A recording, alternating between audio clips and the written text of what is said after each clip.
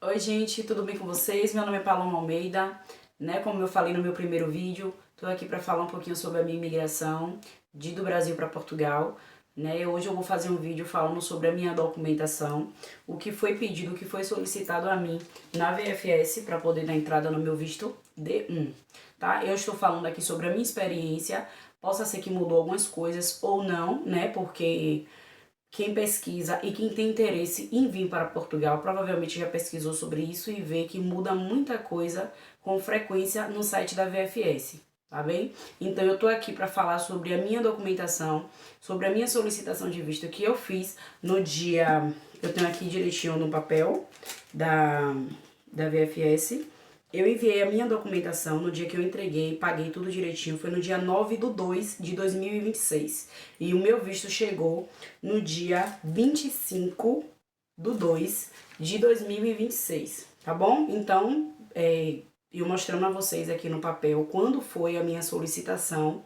E no papel que eu falo é porque quando a gente vai dar entrada, que a gente paga, né? Porque a gente paga uma taxa para VFS, eles dão um recibo, tá? Então aqui no recibo tem mostrando aqui o dia que eu efetuei o pagamento. Eu não sei se vocês vão conseguir ver porque o papel já não tá mais com uma visibilidade boa, mas eu vou tentar tirar uma foto e para poder colocar para vocês estar vendo, tá bem? Esse aqui é o recibo que eles dão lá, tá bom? Aqui é o rastreio direitinho que eles dão para poder ver onde é que está, se já chegou na VFS no consulado, né, principal, que é na de Brasília, Embaixada de Brasília, na verdade.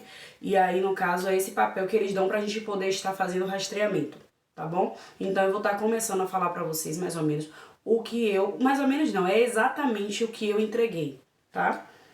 Bom, em primeiro lugar, o que é importante e que se você não tiver, você nem inicia o processo, que até para você fazer o seu agendamento na VFS solicita isso, pede o número do seu passaporte. É muito importante o seu passaporte.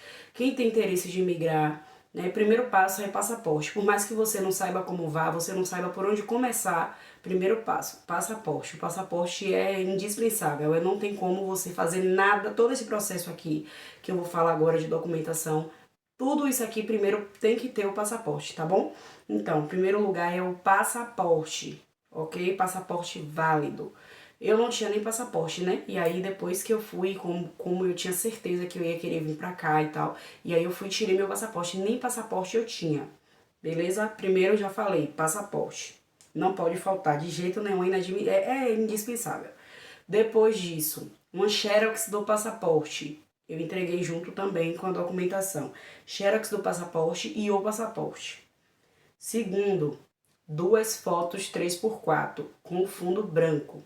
Não pode ser de outra cor porque sua documentação pode estar toda em dias. Se caso sua foto não for com fundo branco, eles não aceitam. São bem rígidos na VFS, por mais que você já tenha agendamento, tudo.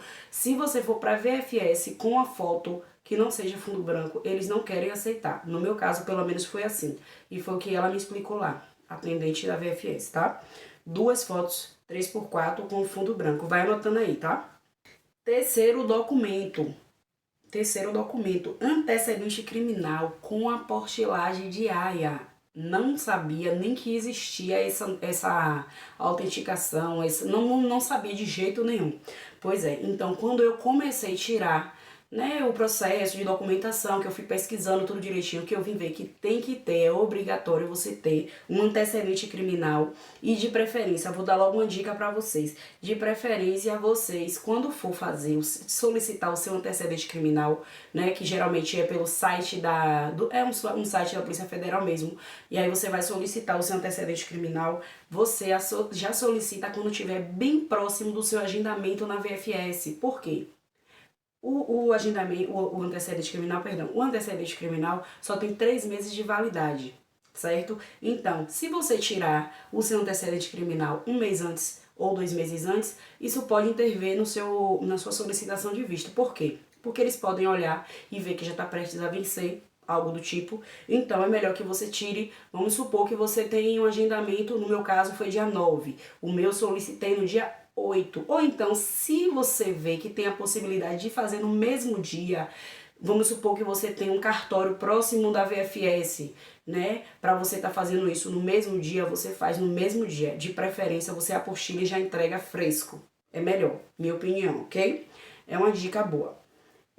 Depois disso, o quarto documento é o PB4. O PB4 serve para comprovar para o governo de Portugal que você está em dias com a Previdência do Brasil, ok? Então, todos os documentos é importante, não tem mais nem menos, não existe documento mais importante que o outro, todos são muito importantes, inclusive para a VFS.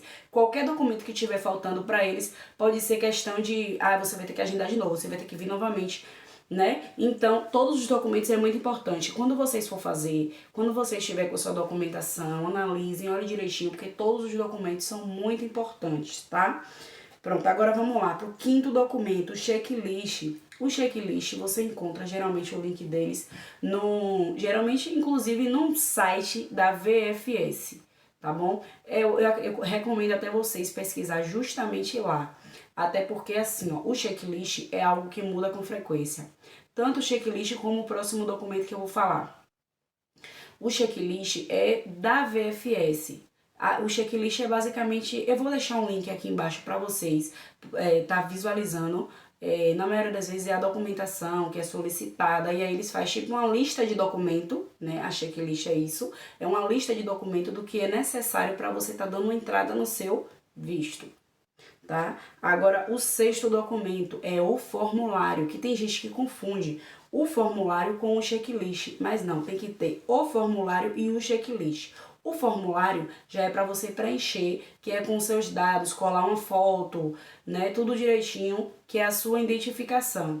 Tudo sobre você, onde você vai ficar, tudo tem nesse formulário e você tem que preencher, ok? Agora eu vou falar o sétimo documento que eu usei, no meu caso, todos os documentos, deixando claro que todos os documentos que eu estou falando aqui é o que eu entreguei na VFS, tá bem? Porque tem vários tipos de visto, tem visto D1, tem visto D2, tem visto de estudo, de tudo, entendeu? Então, nesse caso, eu estou falando do meu visto. Eu dei entrada desse jeito na VFS e deu muito certo, tá bom? Então, vamos lá. O sétimo documento foi um contrato de promessa de trabalho. Contrato de promessa de trabalho, inclusive ele teve que ser assinado e registrado em cartório, assinatura registrada em cartório. De quem? Do responsável pela empresa, do gerente, de algum gestor responsável pela empresa. Tem que ser registrado, tem que ser assinado. Se não for desse jeito, não adianta você pegar um contrato qualquer e só imprimir e tentar entregar, porque eles vão pedir o reconhecimento da assinatura registrada em cartório, tá bom? Agora vamos lá. Nono documento que eu entreguei junto com todos esses outros que eu já citei aqui.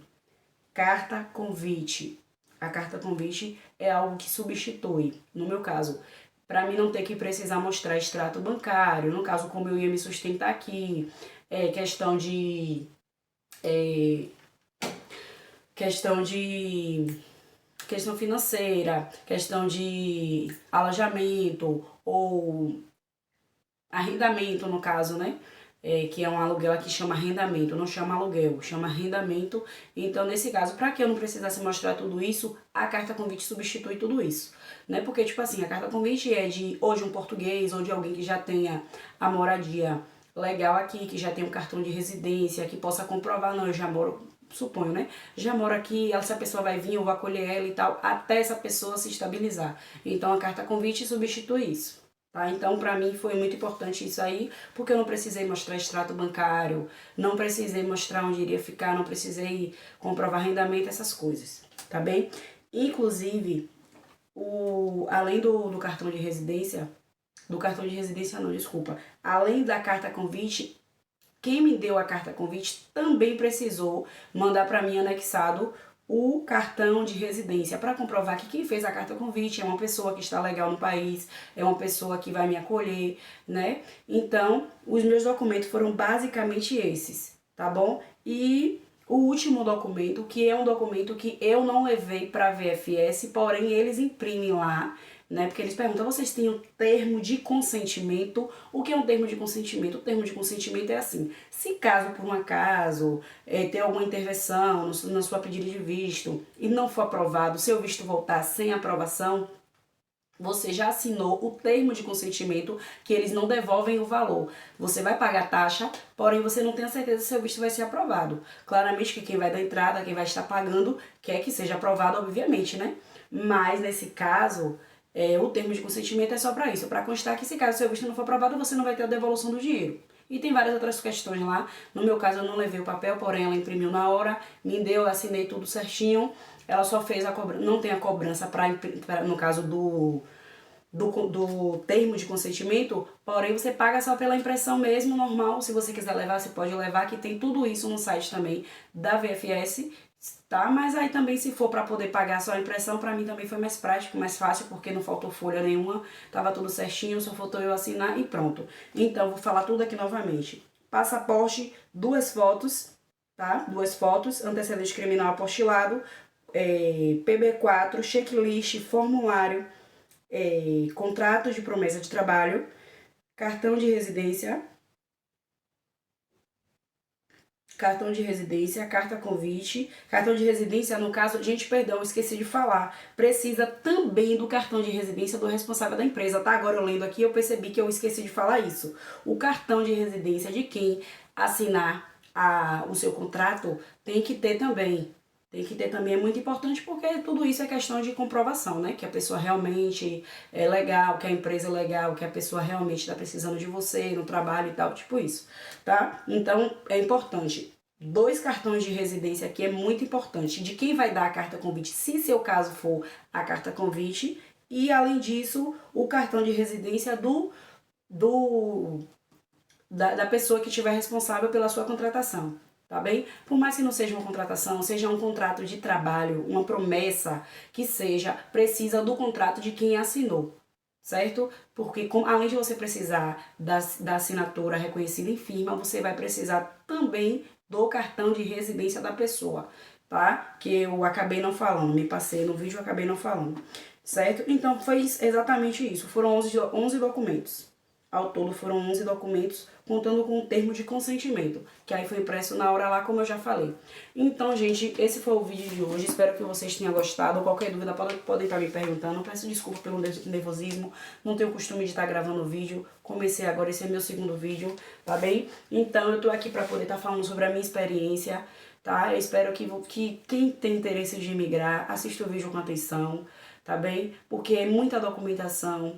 Às vezes a gente se passa, a gente fica nervoso, acha que não vai conseguir, não precisa de assessoria, consegui o meu visto sem assessoria, graças a Deus não precisou, porque assim, não é que seja ruim você pagar uma assessoria, é muito bom você ter condições de poder pagar uma assessoria para fazer tudo isso por você, porque esses documentos é um pouquinho chato, é um pouquinho cansativo, é um pouquinho estressante. Então, você tendo a condição de pagar a sua assessoria, você paga. Eu não estou aqui sendo contra isso, mas estou falando sobre a minha experiência e quem tem vontade também de imigrar e não tem a condições de pagar a assessoria, entende? Então, se você tem tempo, paciência, organização, você consegue, tá bem?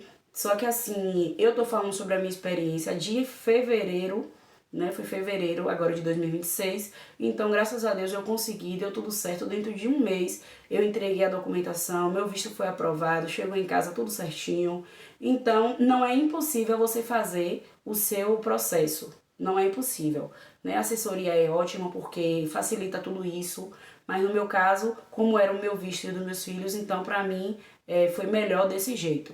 Eu mesma fazendo, por mais que eu quebrei a cabeça um pouquinho, teve um pouquinho de estresse, mas no final deu tudo certo. É só ter paciência, se organizar, pedir sabedoria a Deus, que devagarzinho você consegue, tá bem? E é isso, esse foi o vídeo, espero que vocês tenham gostado. Novamente falo, se vocês tiverem alguma dúvida e quiser me perguntar, né? Até uma pessoa me perguntou sobre isso, sobre a documentação, porque é uma dúvida de muitas pessoas. No meu caso, eu tive dúvida com relação aos meus filhos. Já no meu caso, já fui pesquisando, já fui achando mais informações. E é isso. E outra coisa, se inscrevam no canal, deixe seu like e compartilhe. Só isso que eu peço pra vocês. Muito obrigada por estar assistindo até aqui. Que Deus abençoe a vida de cada um.